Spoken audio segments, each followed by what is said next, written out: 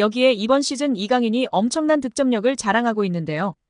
축구 통계 매체 트랜스퍼마크트는 25일 공식 SNS를 통해 스트라이커를 제외한 이번 시즌 유럽 5대 리그 최다 득점 순위를 공개하며 화제입니다. 1위는 10골의 모하메드 살라였습니다. 이어 9골로 브래들리 바르콜라였고 8골로 브라이언 음베모, 메이슨 그린우드, 비니시우스 주니오르 하피냐였습니다. 7골로 아데몰라 루크만, 콜 팔머였습니다. 이어 6골로 아메드 트라오레, 이강인이 뒤를 이었습니다. 이강인은 10위였습니다.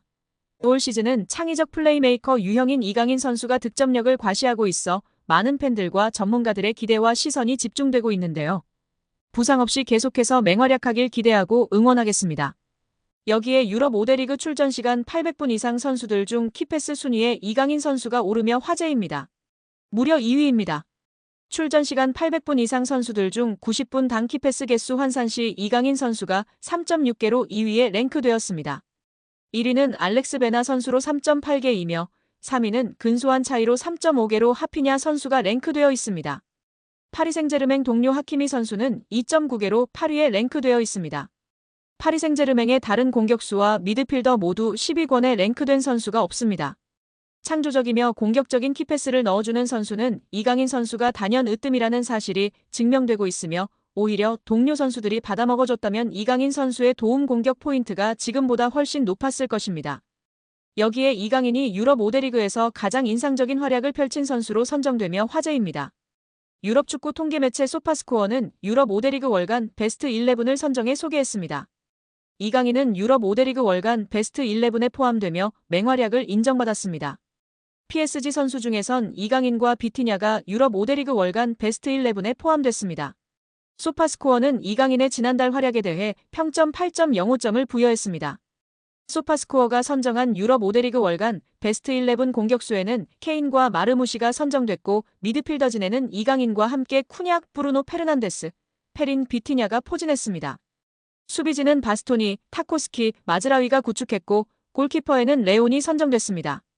이강인은 올 시즌 PSG에서 펄스9과 측면 공격수 등 다양한 포지션을 맡으며 주축 선수 중 한 명으로 활약하고 있습니다. 이강인이 올 시즌 맹활약을 펼치고 있는 PSG는 내분설이 언급되기도 했는데요. 프랑스 매체 르텐스포르트는 PSG 라커룸이 폭발했다. 루이스 엘리케 감독과 선수들 사이에 긴장에 관한 루머가 나돌았다. 특정 선수가 아니라 여러 선수가 불만을 느끼고 있다고 전했다. 이 매체는 루이스는 감독에게 화를 냈다. 바르콜라와 덴벨레가 루이스 엘리케 감독에게 불만을 가지고 있다고 덧붙였습니다. 프랑스 매체 풋메르카토는 바르콜라는 루이스 엘리케 감독의 지시에 좌절했다. 경기에서 맡는 역할에 대해 좋아하지 않는다며 돈나룸마가 루이스 엘리케 감독에게 불만이 있다는 것은 놀라운 일이 아니다. 아센시오, 덴벨레, 루이스도 감독에게 불만이 있는 선수라며 PSG에서 4명 이상의 선수가 루이스 엘리케 감독에게 불만이 있는 것으로 언급했습니다. 여기에 엘리케 감독의 무한 로테이션에 대해서 우려 섞인 시선이 많은데요. 다른 선수들은 특정 포지션에 대한 로테이션에 가깝지만 이강인의 경우 윙부터 중앙, 제로톱 가리지 않고 모든 포지션으로 고르게 기용하고 있기에 오히려 선수의 폼이 오락가락한다는 지적도 나왔습니다. PSG 선수 출신의 해설자 그레이즈 페이즐리는 이강인의 주 포지션은 오른쪽 측면서 반대발 역발, 윙어로 뛰는 것이 어울린다고 생각한다라면서 그가 오른쪽서 뛰면 왼발잡이로 인사이드 포워드 형식으로 연계 플레이를 시도할 수 있는데 좁은 공간서 찬스를 만들어낼 능력이 있다고 분석했습니다. 단 엘리케 감독은 오른쪽 측면 공격수로 스피드가 빠른 우스만 덴벨레를 무조건적으로 선호하는 상황인데요. 이강인의 우측 윙어 기용은 어디까지나 덴벨레가 나오지 못하는 상황이나 부진할 때 교체 카드로 제한되고 있는 상황입니다. 페이즐리는 이강인의 에너지를 의심하지 않지만 중원이나 제로톱으로는 뭔가 제 역할을 아닌 것 같다. 그럼에도 그는 감독이 원하는 패스 루트에 잘 적응하고 부지런히 뛰면서 경기의 흐름을 유연하게 만들 수 있는 선수다. 기본적으로 축구 지능이 높기 때문에 가능한 일라고 아쉬움을 나타냈습니다. 엘리케의 이강인 시프트에 대해 페이즐리는 뛰어난 선수로 축구 지능에 다양한 재능을 가지고 있기에 여러 포지션으로 기용되는 것이다. 그러나 장기적으로는 선수 본인에도 좋지 않은 부분이다. 좋은 퍼포먼스를 꾸준히 보이려면 선수가 특정 포지션에 정착해야 한다라고 목소리를 높였습니다. 이강인은 루이스 엘리케 파리 생제르맹 감독 스타일에 가장 잘 맞는 선수다. 프랑스 현지에서 올 시즌 이강인의 활약에 이 같은 평가를 내리며 화제입니다. 프랑스 매체 르 피가로는 이강인은 루이스 엘리케 감독에게 어울리는 탁월한 선수다. 브래들리 바르콜라, 주앙 네베스와 함께 시즌 시작부터 매 경기 출전하는 3명의 선수 중 1명이라며 특히 가짜 9번으로 기용되는 23세의 한국 국가대표 이강인은 이번 시즌 PSG에서 2번째로 득점이 많은 선수다. 놀랍다고 보도했습니다. 이어 12골을 넣은 4명의 선수가 40골을 넣은 1명의 선수보다 더 나을까? 이게 바로 루이스 엘리케 감독의 지론이라며 PSG는 지난 시즌 44골을 넣은 킬리안 음바페를 잇기 위해 세상의 모든 어려움을 겪고 있다. 지난 여름 공격진에 주요 영입이 없었고 오직 대질의 두에만이 스타드 렌에서 이적했다며 PSG가 음바페를 떠나보낸 후 여러 선수가 골고루 득점을 기록하는 걸 선호하고 있다고 설명했습니다.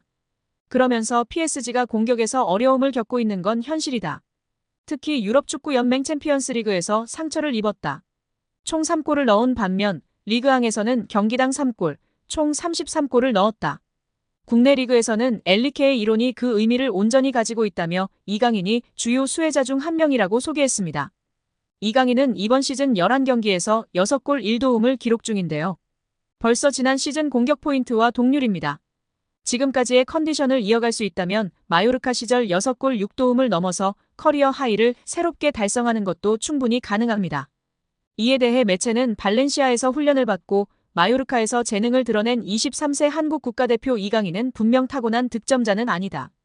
스페인에서 135경기 10골, 국가대표팀에서 최근 15경기 3골, 6경기에서는 0골이다라면서도 PSG에서는 브래들리 바르콜라에 이어 최다 득점 2위라는 사실은 변함없다. 우스만 덴벨레, 마르코 아센시오, 다운그레이드된 랑달콜로 무한히도 아니다라고 이강인의 득점력에 주목했습니다. 그러면서 이강인은 PSG가 치른 15경기에서 8경기를 선발 출전했다. 중앙이나 한쪽 측면에서 플레이할 수 있는 이강인은 가짜 9번으로도 진화했다.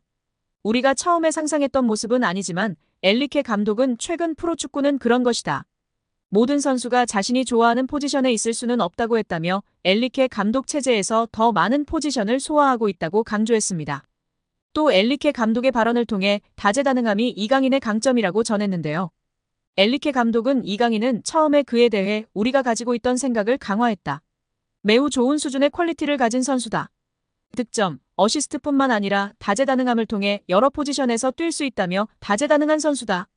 놀라운 자질을 갖추고 있고 압박감에도 불구하고 공을 잃지 않는다. 가짜 9번으로 나서도 매우 자유롭게 플레이한다고 칭찬했습니다. 매체는 이강인은 가짜 9번으로 빛을 발하는데 모든 관심을 갖는다. 공을 지키는 그의 기술적 자질은 주요 자산이다. 매우 좋은 시작을 알렸고 역동적이고 활력이 넘친다. 걱정 없이 미드필더와 윙어를 오갈 수 있다고 이강인의 능력을 높이 평가했습니다.